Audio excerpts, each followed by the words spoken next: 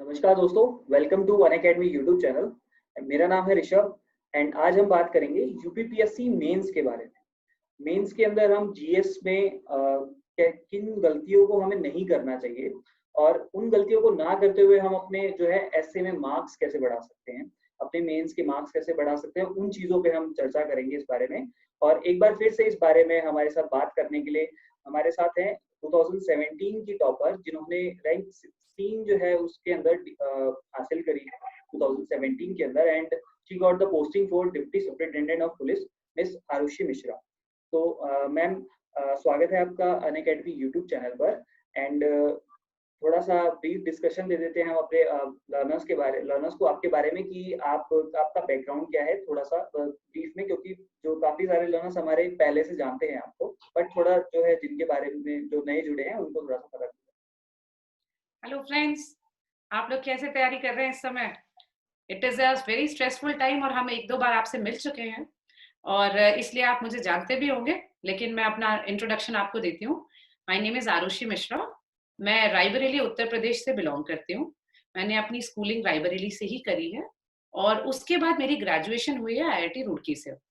उसके बाद मैंने प्रिपरेशन स्टार्ट करी और धीरे धीरे मैंने जो अपनी गलतियों से सीखा है जीएस में और जीएस के मेंस के लिए और ऑप्शनल के लिए, और स्पेसिफिकली अगर क्योंकि मैं ह्यूमैनिटीज मैंने ऑप्शनल लिया था जबकि मैं इंजीनियरिंग बैकग्राउंड से हूँ, तो इसमें क्या नहीं करना चाहिए और क्या करने से नंबर आ सकते हैं थोड़े ज्यादा, वो मैं आपके साथ आज शेयर करती हूँ। ओके मैम, तो सबसे पहले हम बात करते हैं मेंस के अंदर की नॉर्मल जीएस पेपर्स जो होते हैं, GS paper 1, GS paper 2, GS paper 3 and 4। तो इसके अंदर हमें जो है, अगर जीएस पेपर 1 की अगर मैं बात करूँ तो इसके अंदर आंसर राइटिंग अगर हुई तो आंसर राइटिंग में हमें किन चीज़ों को नहीं करना है और इसके अंदर हम मार्क्स कैसे बढ़ा सकते हैं, किन चीज़ों का ध्यान रखें, तो उस बारे में हम पहले बात कर लेते हैं। तो हम बता सकते हैं आप इस बारे में। हाँ, देखिए ये जीएस 1 से 4 तक में ही अप्लाई होगा, लेकिन स्पेसिफिकली 1, 2, 3 में तो ये बिल्कुल अप्लाई होता है कि हमें क्या क्या हम गलतियां कर देते हैं। स्पेसिफिकली अगर हम यूपीपीसीएस का पेपर देखें तो हमें ये गलती नहीं करनी है कि हम उसको सोचें कि हम वर्ड लिमिट में ही लिमिट करके चले आएंगे। वो वर्ड लिमिट होती है, लेकिन आपको अगर वो करना है तो आप उसके तरीके निकाल सकते हैं, आप उसको पॉइंट्स में लिख सकते हैं, आप थोड़ी चीजें डायग्राम्स में प्रेजेंट कर सकते हैं, लेकिन आपको गिवन स्पेस पूरा भरना है, चाहे वो अपनी हैंडराइटिंग से बड़े भरे, चाहे वो gap of between two lines से भरे, लेकिन आपका पूरा का पूरा आंसर शीट कवर होनी चाहिए। तो पहला पॉइंट तो ये, लेकिन एट द सेम टाइम वो ये भी नहीं लगना चाहिए कि आपने किताब लिख दी है उसमें बहुत छोटे फॉन्ट में। वो ओपन होना चाहिए, खुला होना चाहिए, देखते ही नहीं लगना चाहिए कि आपने 200 वर्ड की जगह 500 वर्ड का आंसर लिखा है। लेकिन वो 200 से 300 एक्सीड हो जाएगा और पूरी पेपर भरे रहेंगे, तो वो आप सबसे पहला पॉइंट वो जरूरी है। दूसरा पॉइंट ये आता है डाउट कि हम आंसर पॉइंट्स में लिखें या पैराग्राफ में लिखें। देखिए, अगर हिस्ट्री का क्वेश्चन है तो आप स्वाभाविक रूप से आप पैराग्राफ में लिख सकते हैं, लेकिन जो पैटर्न चेंज हो रहा है, अगर वो और क्वेश्चंस हैं पेपर 1 से पेपर 3 के बीच में, तो आप कोशिश करें कि आप उसको पॉइंट्स और पैराग्राफ के मिक्स में लिखें, जिसमें शुरुआत इंट्रोडक्शन आपका पैराग्राफ होगा और कंक्लूजन आपका पैराग्राफ होगा, लेकिन बीच में आप कोशिश करिए कि सब हेडिंग डाल के आप पॉइंटर्स लिखें। फिर हम तीसरी बात पे जो आते हैं, वो हम ये सोचते हैं कि हम वहां जाएंगे तो ही हम बहुत ही ब्रिलियंट इंट्रोडक्शन और बहुत ही ब्रिलियंट कंक्लूजन लिख देंगे। ऐसा कभी भी नहीं हो पाता है, क्योंकि वहां पे आपके पास सोचने का वक्त नहीं रहता। तो जो मैं आपसे कहना चाहती हूँ वो ये कि आप फैक्ट शीट तैयार करिए, पर टॉपिक वाइज आपके पास फैक्ट शीट होनी चाहिए कि क्या 2 फैक्ट आप कोट कर सकते हैं इंट्रोडक्शन में, एक फैक्ट और एक फैक्ट कहीं बॉडी में, और हर टॉपिक के हिसाब से गवर्नमेंट ऑफ इंडिया और गवर्नमेंट ऑफ उत्तर प्रदेश क्या स्कीम्स चला रही है, आप वो भी फैक्ट शीट अपनी अलग बनाइए। ये आपके हैक्स हैं जिनको आप याद कर सकते हैं। और इसके अलावा बीच में कहीं जो भी आप डालना चाहें अपने लोकल लेवल पे या अपने नेशनल लेवल पे, जो एग्जांपल्स आप डाल सकते हैं। तो ये बेसिक चीजें जो हम अवॉइड कर सकते हैं कि हम वहीं पे जाके इम्प्लीमेंट करें रादर देन हम पहले ही कर लें। जी। तो मैम, ये तो हो गया हमारा कि हमें कैसे किन चीज़ों को ना करते हुए ये हम कैसे अपने मार्क्स हम बढ़ा सकते हैं। बट अभी जैसे कुछ लर्नर्स हमारे साथ ये भी क्वेश्चन पूछ रहे होंगे कि आंसर राइटिंग का वे क्या होना चाहिए? मतलब किस वे में जानी चाहिए, वो किस कहाँ से स्टार्ट होके फिर वो किस उस पे पोज़ीशन पे पहुँचनी चाहिए कि वो एक आंसर जो हमारे मार्क्स हैं उसमें बढ़ जाए? बिल्कुल। देखिए, जैसा कि मैं आपको सजेस्ट करूंगी, मैं आपको एक तरीका तो बता रही हूँ, एक ब्लूप्रिंट है जो मैं आपको बता रही हूँ। ये कैसे किया है, ये बहुत सारे टॉपर्स की कॉपी पढ़ के ही आया है, मुझे भी अपने उसमें। तो मैं आपको बता रही हूँ, लेकिन ये सब्स्टिट्यूट नहीं है कि आप अपने टॉपर्स की कॉपी मत पढ़िए, आप जरूर उनकी कॉपी इंटरनेट से पढ़िए, क्योंकि आपकी अपनी एक इनसाइट डेवलप होगी। लेकिन एक जो बेसिक आइडिया क्या होता है कि आप इंट्रोडक्शन लिखें, तो हमेशा 3 से 4 लाइन का आप इंट्रोडक्शन लिखिए, जिसमें कोशिश करिए कि एक फैक्ट मिनिमम हो।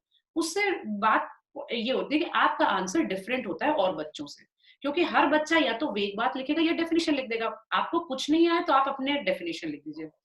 अब अक्सर ये डाउट आता है कि मैम डेफिनेशन हम एकदम टेक्स्ट बुक डेफिनेशन लिखें किसी चीज की, अगर अर्बनाइजेशन है तो हम टेक्स्ट बुक डेफिनेशन लिखें या हम अपने मन से भी बना सकते हैं? आप अपने मन से बना सकते हैं, बिल्कुल बना सकते हैं, लेकिन वो एक होलिस्टिक डेफिनेशन लिख दीजिए जो कि गलत नहीं होनी चाहिए। उसके बाद जैसे ही अगर सवाल में मैंने आपसे बोला कि अगर सवाल 2 या 3 क्वेश्चंस हैं उसमें, कभी-कभी अक्सर सवाल पूछे जाते हैं जिसमें 2 से 3 क्वेश्चन एक ही सवाल में पूछे जाते हैं। तो अगर ऐसा क्वेश्चन है, तो आप सब हेडिंग्स में डिवाइड करिए, सबसे अच्छा तरीका ये होता है। सब हेडिंग्स में डिवाइड करिए, आर्गुमेंट्स फॉर लिखिए, आर्गुमेंट्स अगेंस्ट लिखिए, ये भी सब हेडिंग्स में लिखिए, और पॉइंट्स में अपने आर्गुमेंट्स लिखिए, क्योंकि आपके पास बहुत समय नहीं होता और आपके पास कॉम्पिटिशन ज्यादा है और बच्चे पॉइंट्स भी ज्यादा मेंशन करते हैं। तो आप पॉइंट्स में आंसर लिखिए, जिसमें पॉइंट आपका ऐसा एब्रप्ट पॉइंट नहीं होना चाहिए, जो कि मेरा हमेशा आपसे कहना है कि 2 से 3 वर्ड नहीं होने चाहिए, हमेशा 6-7 वर्ड का पॉइंट होना चाहिए, 1 से 1.5 लाइन, ठीक है? उसके बाद जब हम आते हैं, तो आपको ये ध्यान रखना है कि आप यूपीपीसीएस की एग्जाम दे रहे हैं, तो यूपीपीसीएस का एग्जाम देने के लिए आप स्टेट स्पेसिफिक एग्जाम्पल जरूर मेंशन करिए। स्टेट स्पेसिफिक एग्जाम्पल होगा, स्टेट स्पेसिफिक स्कीम होगी या स्टेट स्पेसिफिक प्रॉब्लम होगी, तो वो आपके हमेशा से एक्स्ट्रा मार्क्स से आती है। उसके लिए आप चाहे दूसरे पेन का इस्तेमाल कर सकते हैं, मतलब आपको एग्जामिनर का फोकस चाहिए उस पे, तो या तो आप दूसरे पेन का इस्तेमाल कर लीजिए, आप पेंसिल से उसमें बॉक्स बना लीजिए, या आप फॉर एग्जाम्पल अलग से करके लिख दीजिए, जिससे एग्जामिनर का अलग से ध्यान जाए। बीच में आप कभी कर सकते हैं कि आपने कोई डायग्राम बना दिया, लेकिन डायग्राम 20 से 30% ऑफ दी A4 साइज से बड़ा नहीं होना चाहिए। ये मैं कभी कभी बच्चे डायग्राम को पूरा पूरा आधा पेज बना देते हैं, ऐसी जरूरत नहीं है, वो आपका पिक्चर बुक लगने लगती है, वैसा भी नहीं करना है। फिर हम कंक्लूजन में आते हैं। कंक्लूजन हमेशा बहुत पॉजिटिव रखिए, जिसमें मैंने हमेशा सबसे इजीएस्ट कंक्लूजन ये होता है कि या तो आप गवर्नमेंट ऑफ इंडिया की स्कीम्स लिखिए, या आप उत्तर प्रदेश गवर्नमेंट की स्कीम्स लिखिए, या आप कोई आपके अपने एरिया में आपने देखा है कि नया कोई तरीका आ रहा है, आप उस पे लिखिए, आपने इकोनॉमिक सर्वे में कोई पॉइंट देखा है, नीति आयोग ने किसी तरीके से इम्प्रूव करने को बोला है, या आपको दुनिया में कुछ भी ना समझ में आए, तो आप बताइए। एसडीजी आप 1 से 14 तक, अपने 1 से 17 तक आप अपने पूरे याद कर लीजिए और लिख दीजिए हम ये XYZ करेंगे तो एसडीजी नंबर इसमें फायदा हो जाएगा। सबसे इजीएस्ट कंक्लूजन है। तो कुछ भी नहीं समझ आए, सस्टेनेबल डेवलपमेंट, इस तरह चीजों करके आप आंसर लिख सकते हैं, लेकिन बहुत ही पॉजिटिव आंसर लिखना है। जी मैम, ये मैम काफ़ी अच्छी आपने टेक्निक बताई है बच्चों को। आई होप कि उनको काफ़ी हेल्पफुल रहेगी ये। तो ये तो बात हो गई हमारी कि वे ऑफ आंसर राइटिंग क्या होना चाहिए, कि किस किस तरीके से जो एग्जामिनर है वो जज करता है उस आंसर को जब भी वो पढ़ता है तो। तो अब जो है इसमें सबसे पहले क्या होता है कि सब्जेक्ट वाइज भी लर्नर्स जानना चाहेंगे कि क्या सब्जेक्ट वाइज हमें क्या टेक्निक्स होनी चाहिए। जैसे कि आपका ऑप्शनल जो है वो है सोशियोलॉजी, तो उस पर भी हम एक बारी बात करेंगे, लेकिन हम उसके लिए एक डिफरेंट वीडियो बनाएंगे, बिकॉज उसके लिए हमें थोड़ा सा वो भी वास्ट टॉपिक है, तो वो जो है वो भी पूरा टाइम ले लेगा। तो उसके ऊपर भी हम एक वीडियो बनाएंगे, तो लर्नर्स उस वीडियो के लिए भी जल्दी वेट करना। हम जो है बहुत जल्द उस वीडियो के साथ आएंगे।